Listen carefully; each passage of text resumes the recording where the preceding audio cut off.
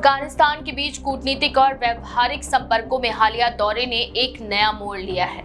अक्टूबर 2025 में अफगानिस्तान के विदेश मंत्री अमीर खान मुतक्की की नई दिल्ली यात्रा, उच्च स्तरीय वार्ताएं और काबुल में भारतीय टेक्निकल मिशन को दूतावास में बदलने की घोषणा, ये सभी संकेत इस बात के ही हैं कि दिल्ली काबुल रिश्तों का स्वरूप अब व्यवहारिकता पर आधारित है।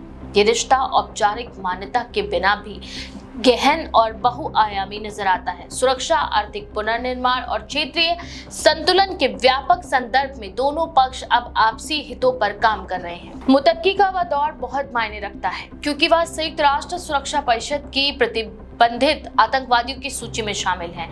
फिर भी भारत ने उनसे बातचीत की और उन्हें उच्च स्तरीय अधिकारियों से भी मिलवाया।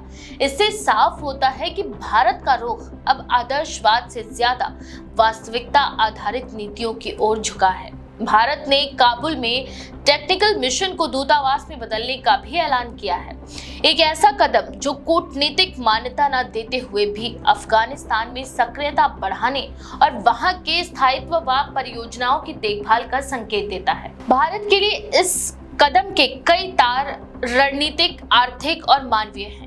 एक तो आतंकवाद विरोधी सहयोग। दोनों पक्षों ने स्पष्ट किया है कि वे आईएसआईएस के और अन्य उग्रवादी गुटों के खिलाफ मिलकर काम करना चाहते हैं। दिल्ली की प्राथमिकता ये सुनिश्चित करना है कि अफगान जमीन का प्रयोग भारत विरोधी गतिविधियों के लिए ना हो। तालिबान के भी अपने हित हैं। उन्हें घरेलू सुरक्षा चुनौती बनने वाले आईएसआईएस के जैसे संगठन को रोकना है ताकि उनका शासन कुछ स्थिरता पा सके और वे अंतर्राष्ट्रीय सहायता आकर्षित कर सकें। ये सामंजस्य कम से कम कूटनीतिक रूप में दोनों के हितों को आंशिक रूप से मिलाता दिखता है। दूसरा बड़ा कारण आर्थिक है। 2021 से पहले भारत ने अफगानिस्तान में करीब 3 अरब डॉलर की सहायता देकर बुनियादी ढांचे पर काम कराया। बांध, सड़कें, अस्पताल और संसद भवन जैसी परियोजनाएं। तालिबान के शासन के बाद ये परियोजनाएं बचाए रखना और नई आर्थिक साझेदारियां बनाना अब दिल्ली के लिए महत्वपूर्ण हो गया है। भारतीय कंपनियों को अफगानिस्तान में आने का न्योता दिया गया है। ये भी संकेत है कि तालिबान की तरफ से वैकल्पिक आर्थिक भागीदारों की तलाश का भी है ताकि वे पूरी तरह किसी एक शक्ति पर निर्भर न रहें। तीसरा पहलू क्षेत्रीय शक्ति संतुलन का है। चीन की बेल्ट एंड रोड पहल अफगानिस्तान में बढ़ती प्रभाव व्यवस्था का कारण बनी हुई है और पाकिस्तान के साथ तालिबान के ऐतिहासिक संबंध भी दिल्ली की चिंता का विषय रहे हैं। इसके मद्देनजर भारत तालिबान के साथ व्यवहारिक रिश्ते बनाकर अफगानिस्तान में अपना सॉफ्ट पावर बनाए रखने की कोशिश कर रहा है ताकि वहां के विकास प्रोजेक्ट और सांस्कृतिक संबंध प्रभावित ना हो। साथ ही तालिबान भी ये नहीं चाहता कि उसका पूरा भरोसा किसी एक देश पर टिका रहे, इसीलिए वो अपने विकल्प बढ़ाने की भी कोशिश कर रहा है और भारत ऐसे विकल्पों में से एक बन सकता है। इन पहलुओं के बावजूद इस नजदीकी को लेकर अफगानिस्तान के अंदर और क्षेत्र में चिंता और आलोचना भी मौजूद है। कई अफगानों को ये दर्द होता है कि तालिबान का शासन, जिसने महिलाओं की शिक्षा पर पाबंदियां लगाई और अन्य मानवाधिकार सीमाएं बढ़ाई, अब अंतर्राष्ट्रीय मान्यता से जुड़ने लगा है।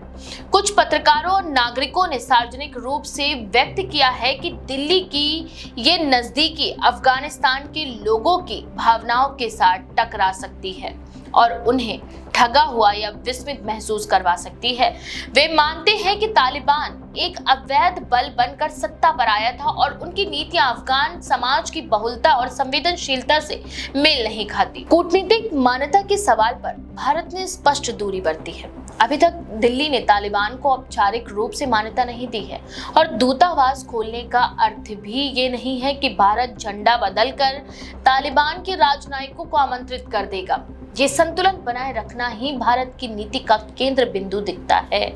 बातचीत और व्यवहारिक सहयोग जारी रखने के साथ ही साथ अंतर्राष्ट्रीय छवि और मानवाधिकार मुद्दों पर संवेदनशीलता भी बरकरार रखे।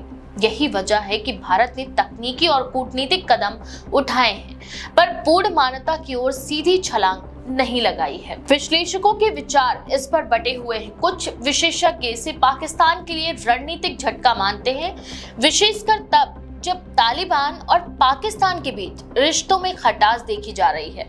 इससे क्षेत्रीय शक्ति संतुलन में बदलाव के संकेत मिल सकते हैं। दूसरी तरफ कुछ का मानना है कि भारत की ये पहल एक लचीली और व्यवहारिक विदेश नीति की अभिव्यक्ति है जो कठिन यथार्थों के बीच अपने आर्थिक और सुरक्षा हितों को सुरक्षित रखे।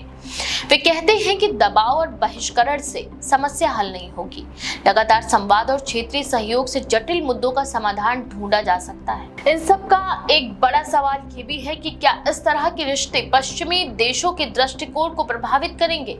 कई पश्चिमी लोकतांत्रिक देशों ने तालिबान को लेकर कड़े दृष्टिकोण अपनाए रखे हैं और मानवाधिकारों के उल्लंघन पर भी चिंताएं जताई हैं। अगर भारत तालिबान के साथ व्यवहारिक रूप से और अधिक जुड़ता है तो उसे अंतर्राष्ट्रीय आलोचना का सामना करना पड़ सकता है। इसीलिए दिल्ली ने अभी तक मान्यता देने से परहेज करते हुए एक संतुलित रास्ता चुना है। तालिबान के साथ बातचीत, मानवीय और विकास परियोजनाओं में सहभागिता, लेकिन औपचारिक मान्यता को भी टालना है। मानवीय पहलू भी भारत की भूमिका महत्वपूर्ण है। अफगानिस्तान में आम नागरिकों को आवश्यक सेवाएं, स्वास्थ्य और शिक्षा जैसी सुविधाएं चाहिए। भारत की पुरानी परियोजनाएं और तकनीकी सहायता इन लक्ष्यों के लिए सहायक हो सकती है। भारतीय मदद से चलने वाली अस्पताल और बुनियादी ढांचे के रखरखाव से स्थानीय आबादी को सीधा लाभ मिल सकता है, बशर्ते ये सुनिश्चित किया जाए कि समाज के संवेदनशील वर्गों, खासकर महिलाओं और बच्चों के अधिकारों का संरक्षण हो। इस संदर्भ में तालिबान की नीतियां अभी भी कई तरह की चिंताएं पैदा करती हैं और यही भारत के लिए चुनौती भी है कि वह सहायता देते समय मानवीय और संवैधानिक मूल्यों का ध्यान कैसे रखे। सुरक्षा के मोर्चे पर सहयोग की संभावना भी महत्वपूर्ण है।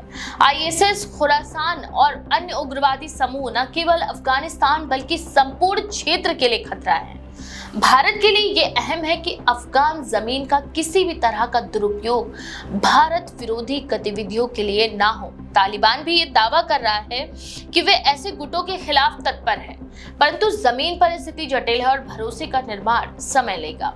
इसी कारण दोनों पक्षों को साझा मॉनिटरिंग, गुप्तचर स्तर पर समन्वय और सीमा पार होने वाली गतिविधियों पर नजर रखने जैसे व्यवहारिक कदम उठाने होंगे। क्षेत्रीय कूटनीति में इस पहल का एक और आयाम चीन है। BRI और चीन की व्यापक तपिश अफगानिस्तान में उसे एक प्रभावी भागीदार बना देती है। भारत चीन के एकाधिकार को चुनौती देने के मकसद से भी अफगानिस्तान में सक्रियता बनाए रखना चाहता है। तालिबान भी ये नहीं चाहता कि उसकी अर्थव्यवस्था और सुरक्षा केवल चीन पर टिकी रहे, इसीलिए वह वैकल्पिक भागीदारों की खोज में जुटा हुआ है। इस परिदृश्य में भारत की भूमिका संतुलन निर्धारण की हो सकती है यदि वह सफलतापूर्वक विकास, सहायता और आर्थिक भागीदारी प्रदान करता है तो वह अफगानिस्तान में एक विश्वसनीय विकल्प बन सकता है। भविष्य की राह कठिन है पर संभावनाएं भी स्पष्ट हैं। अगर भारत तालिबान के साथ अपने रिश्ते को व्यवहारिक, परियोजना आधारित और सुरक्षा केंद्रित रखता है तो वह अफगान जनता के हितों को ध्यान में रखते हुए स्थिरता और पुनर्निर्माण में योगदान भी दे सकता है। वहीं अगर ये नजदीकी केवल कूटनीतिक फायदे के लिए और मानवीय चिंताओं के बलिहीन होते हुए आगे बढ़ती है तो इससे दिल्ली की अंतर्राष्ट्रीय छवि और क्षेत्रीय समीकरणों पर नकारात्मक असर भी पड़ सकता है। अंततः ये दौर भारत की विदेश नीति की परीक्षाओं में से एक है जहां सिद्धांत और यथार्थ, नैतिक चिंताएं और रणनीतिक हित टकराते हैं। भारत ने बातचीत और व्यवहारिक सहयोग के विकल्प चुने हैं, पर साथ ही उसने मान्यता और मानवाधिकारों के मुद्दों पर भी अपनी सतर्कता बरतने की नीति अपनाई है। ये संतुलन बनाए रखना चुनौतीपूर्ण होगा, पर अगर सही तरह से प्रतिबंधित किया गया तो इससे न सिर्फ अफगान जनता को तत्कालिक लाभ मिल सकता है बल्कि दक्षिण एशिया में दीर्घकालिक स्थिरता और सहयोग की संभावनाएं भी बढ़ सकती हैं। इस बारे में आपका क्या विचार है? अपनी राय कमेंट सेक्शन में जरूर लिखें। ऐसी और भी खबरों के लिए देखते रहें द पेज 19।